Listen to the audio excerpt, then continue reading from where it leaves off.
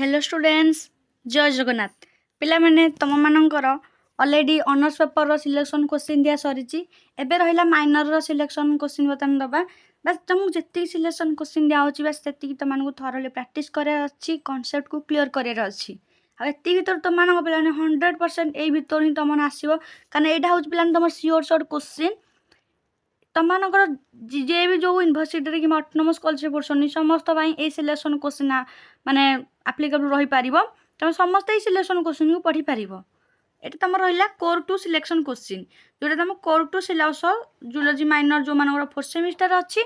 सेटा कोर टू syllabus same होची तो कोर टू पिलाने पढ़ी पारे और जूलॉजी माइनर पिलान पई भी ए सिलेक्शन क्वेश्चन हे जी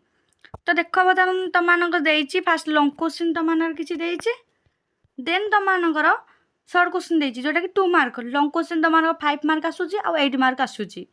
ए पैटर्न तुम मान आसुची तो बर्तमान देख ये तुम देइची कि सिलेक्शन क्वेश्चन मु धीरे धीरे स्क्रॉल डाउन करुच्ची तो मैंने इजिली स्क्रीनशॉट नहीं पारिबो नहले लेखिकी भी पढ़ी पारिबो बस खाली पिलाने कीवर्ड को फॉलो करिवो कीवर्ड जहाँ देइची एते भीतर गोटे भी बाहर किछि आसीबोनी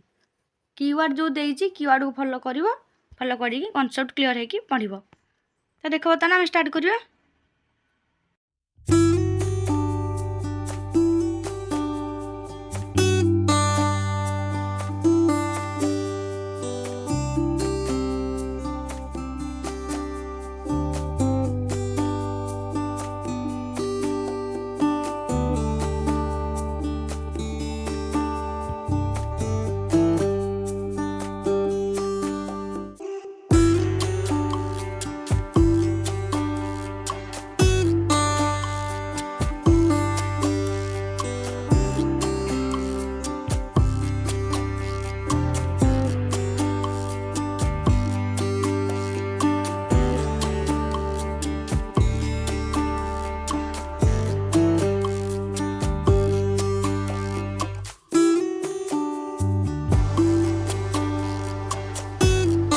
तो पिलाने एति तुम सिलेक्शन क्वेश्चन थिला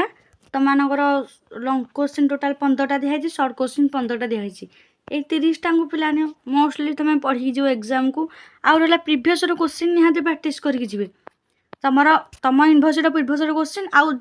अलग यूनिवर्सिटी जो एग्जाम सैलान जो यूनिवर्सिटी कि कॉलेज मानक तुम मैंने से क्वेश्चन को आगे प्रैक्टिस कर देख तुम के आसूँ केमी क्वेश्चन आसूँ एथरक तुम फोर्थ सेमिस्टर कौ क्वेश्चन बेस इंपोर्टाट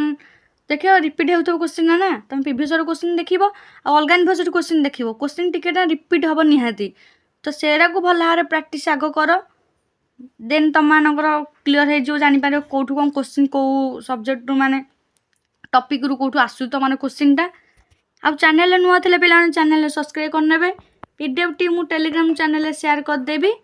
फ्री है कि तो तुम व्यस्त दरकार नहीं कि एतिक ही बास खाली पढ़।